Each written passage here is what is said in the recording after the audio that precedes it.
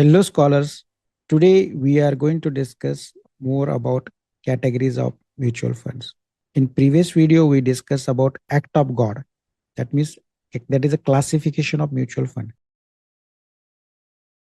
Active versus passive, categories of mutual funds, tax rate based classification, growth versus dividend and income distribution. Forget that. Growth, open-ended and direct plan. Okay. So in that case, we discussed a few things about actively managed, passively managed, and we also discussed about the different categories as per SEBI. Today we'll discuss more about equity category. Before we start equity category discussion, let's understand few basic terminology used in the mutual fund. So the categories of mutual funds are mainly equity category, debt category, hybrid category. These are depend upon the underlying assets, equity asset, debt asset. We will discuss today equity asset. Another term used in the mutual fund is asset under management. It is called as AUM for short form. That is asset under management. What does it mean? Write down. Asset under management is the total asset of mutual fund, which includes the money invested by investor and their capital appreciation because of price appreciation. So that is total assets, asset under management. Practical application of AUM or asset under management, that we do not invest in any mutual fund which has asset under management less than 500 crore. Okay, we do not invest in the small mutual funds, small size mutual fund, because in such cases expense ratio is high, and these are very new funds or poorly performing funds. So we don't select any mutual funds which has less than 500 crore AUM. This is a practical application, and reason I also explain why. Then next is NAV, net asset value. So net asset value is the price of one unit of mutual fund. For practical purpose, you remember now. Now is, this is now. Okay. Now is bhav. Okay. Now is bhav. In Marathi, Gujarati, Hindi, we call this bhav means price. So what is now? Now is nothing but the bhav, is nothing but the price. Now is bhav. Easy to remember. Write down few things about now. That is, net asset value is calculated daily after night 11 p.m. by the asset management company. How it is calculated? First, they calculate the value of total asset. Total asset means equity and debt. And then they subtract some expenses and if any liabilities. Okay. And what is the main is the net asset. And there are mutual fund has issued number of units. So net asset divided by total number of units of mutual funds. And the ratio is nothing but the NAV. Net asset divided by number of unit is equal to now. You don't have to calculate now. It is the job of mutual fund company. You just understand now is bhav. And another practical point of here, that your now or bhav will be reduced if there are a lot of expenses. Okay, expense ratios, cost of fund management. Okay, another line, next line is now is depend upon. First is cost, that is expenses. Second, prices of underlying asset. Mutual fund invest into the shares. If share price goes up, now will go up. Share price goes down, now will go down. So your portfolio value will fluctuate because price or now will go up and down, right? So this is brief about now. Next is expense ratio. I explained that expense ratio is the total cost of fund management, including agent charges, divided by the net asset under management. Okay, asset under management, that is a ratio. It is usually 2 to 3%, which is actually very high. Detail we'll discuss again in separate video. These are the few terms which will be used and detail will be explained in a separate video about performance metric. Once you buy mutual funds, you have to measure its performance. How do you know this mutual fund is performing good or not? So there are some metrics.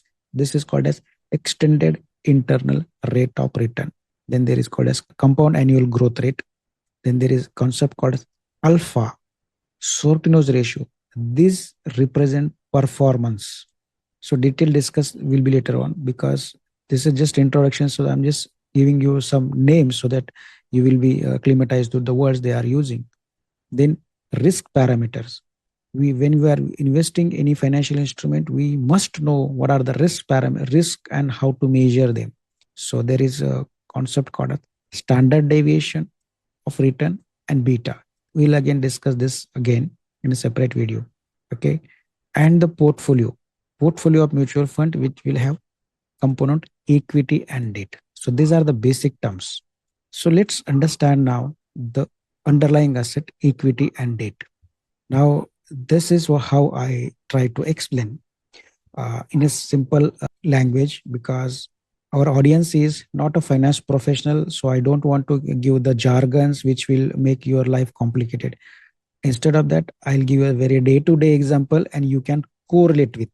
So we have dal, we have rice. We can eat separate dal. Dal means I'm giving a debt product, and equity means rice product. I think dal is understood by everyone in India from north to south, so I don't have to explain complicated manner. So you can eat dal separately. You can cook rice separately as well. Dal has its own feature, different type of taste, texture, consistency, all. Similarly, rice has its own taste, texture, consistency, nutritional value. And you know that complete diet is dal and rice, because there are certain amino acids, essential amino acids, which are lacking in the rice, which will be completed by this dal. And there are certain amino acids which are deficient in dal, will be compensated by the rice. Okay, so I'm giving a very easy example just for understanding purpose. The price behavior of the debt product is slow and steady. The price behavior of equity product is rapid and volatile. So ultimately, your return and risk will be depend upon the price. Bhav Bhagwan Che. So from today onwards, you can start saying now Bhagwan Che. Net asset value is now Bhagwan Che. Okay. And everything depends upon the price. So let's understand how the price of debt product behave. So you see that this is one mutual fund, which is a debt category of mutual fund. It is ICICI Pru. Please note that all these examples are just for the illustration purpose. Do not go into invest. You'll have to select your own fund after learning the course. So you see from here, this is a 5-year chart. If someone invested 100 rupees 5 years ago, his value of fund is increasing steady, slow and steady. And in 5 years, his value will increase by 130 rupees, from 100 to 130. So this is how debt product price behavior is this. Suppose someone invested in the equity product. Okay, this is debt, and now I'll show equity product. He invested and his money would have been become now 300 rupees, 3 times. Okay, so what you understood from here is, one, that debt product gives less return, equity product gives more return over the 5-year period. But one thing you also noticed, the way in which prices are moving. So this is going steadily, slow. It's like Rahul Dravid, slow and steady. This is like Yusuf Pathan or Virendra Sehwag. So price is going very volatile, up and down. This is called as volatile product. And for the people who are new or they are not aware of, this price fluctuation may cause little discomfort to them. Okay. So the idea of investing is to combine both of them.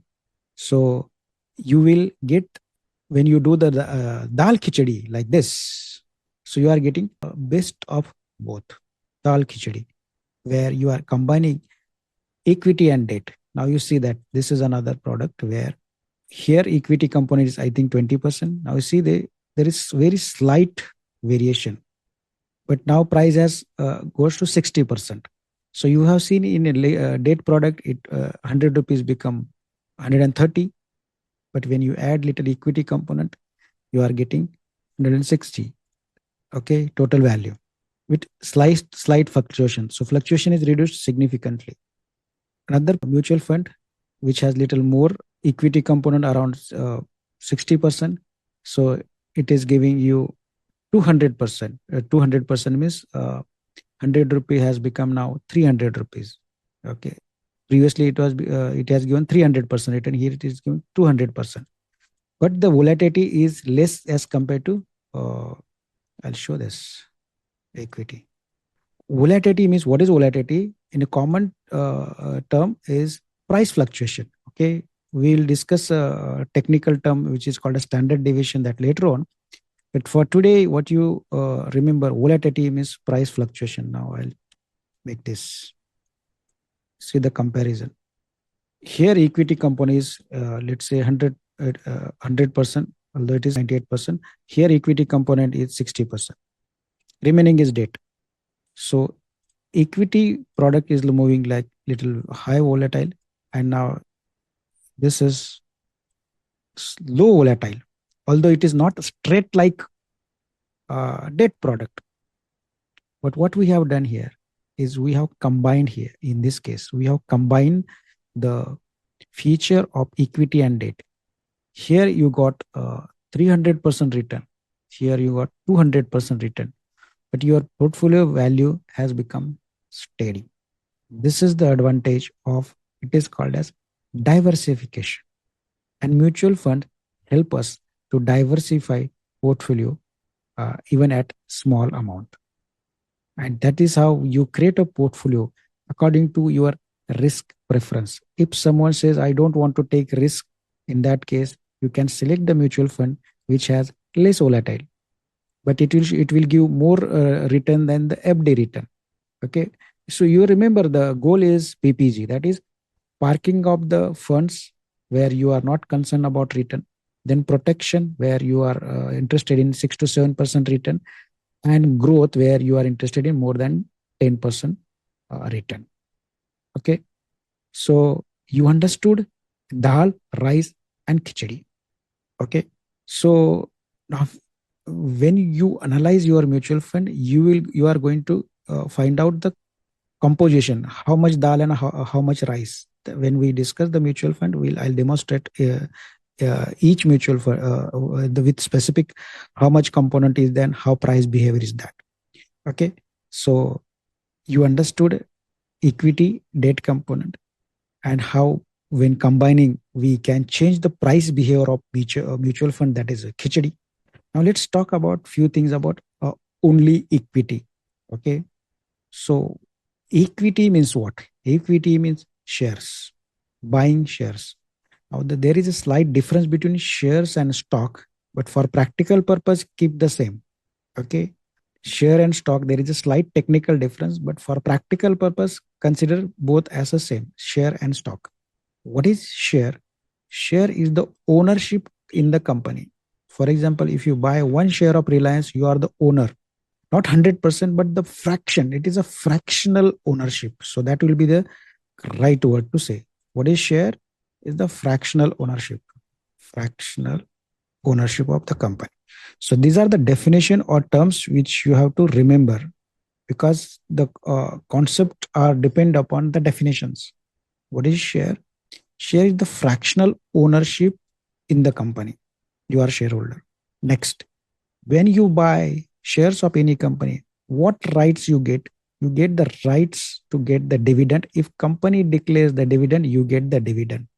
Suppose Reliance declare 50 rupees, 60 rupees, 100 rupees dividend, it will be credited to your bank account. But when you buy the mutual fund, the dividend will not come to your bank account, but dividend will go to the mutual fund bank account, and they will reinvest the amount in the asset under management. So dividend is collected by the funds. It is not given to the investor. It is collected in, it will be automatically included into the now, that is net asset value. Now, as of now, focus on the shares. Keep aside the mutual fund apart. Focus on the shares. So when you buy shares, you are entitled to get dividend. If company is closed down and assets are liquidated and distributed, shareholder will get remaining asset.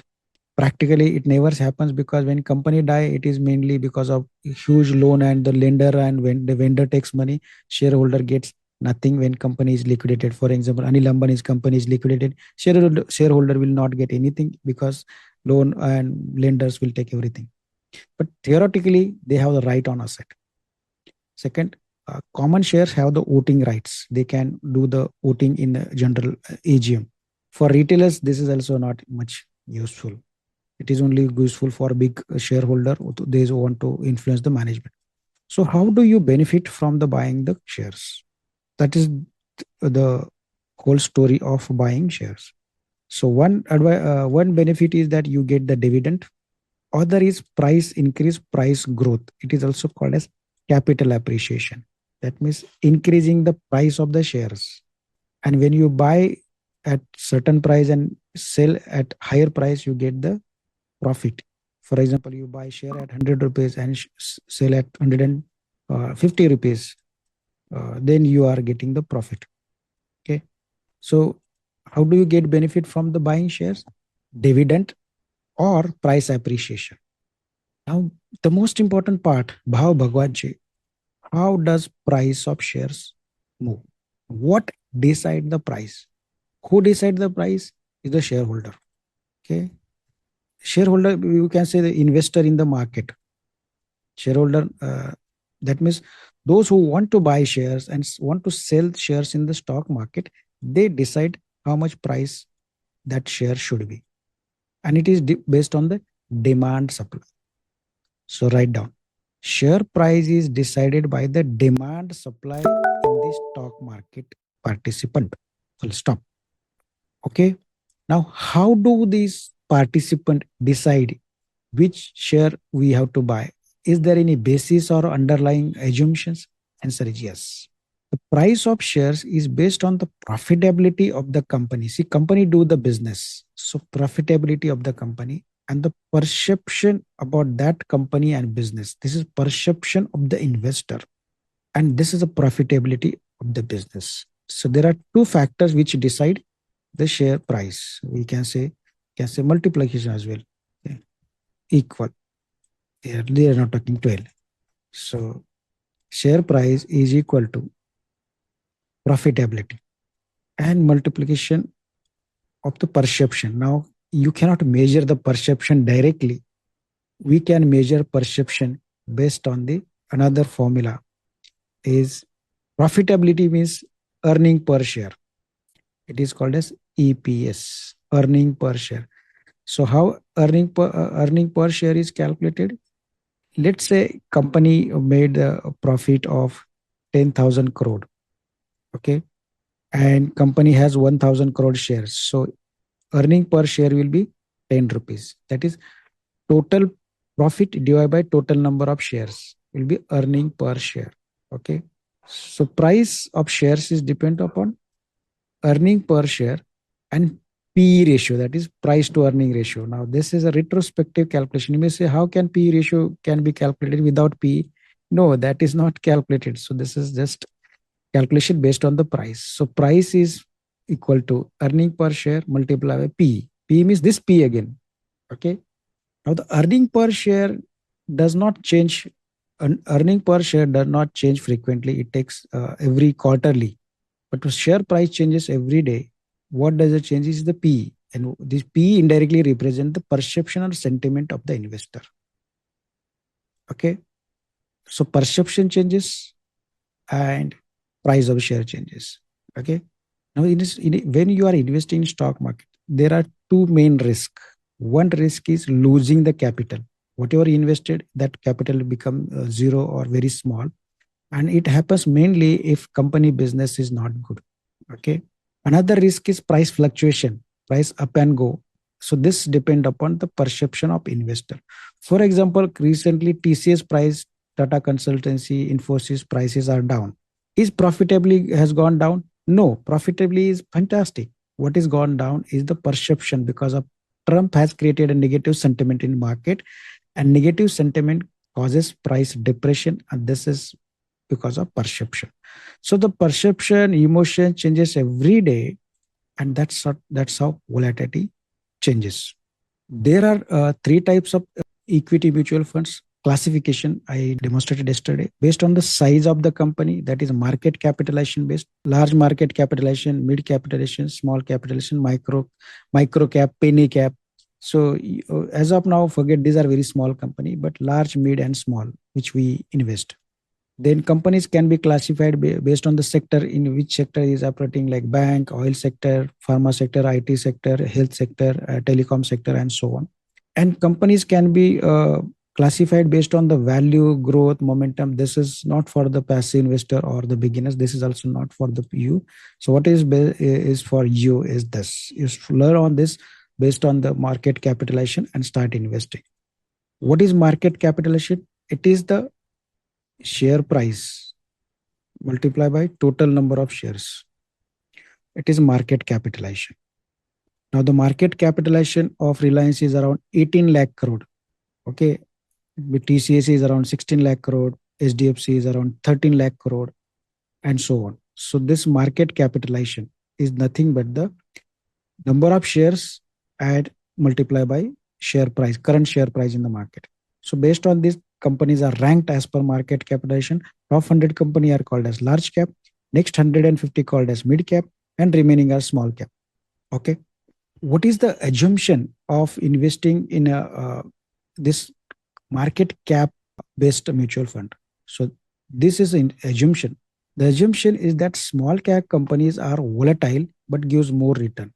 Large cap companies are stable but gives less return. So these are the two assumptions of practical importance.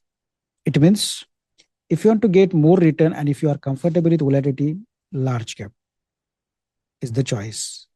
If you don't want too much volatility, then large cap. Return is less but stability. Okay. So these two basic fundamentals assumptions come into picture of investing in the equity mutual funds. So as I mentioned, we will invest only size based mutual funds, which are includes large cap, mid cap, and small cap. Okay. So we'll take the real example as well later on. But as of now, this is the theory, and I request you to write the notes and answer the questions in the assessment form. Okay. Thank you very much.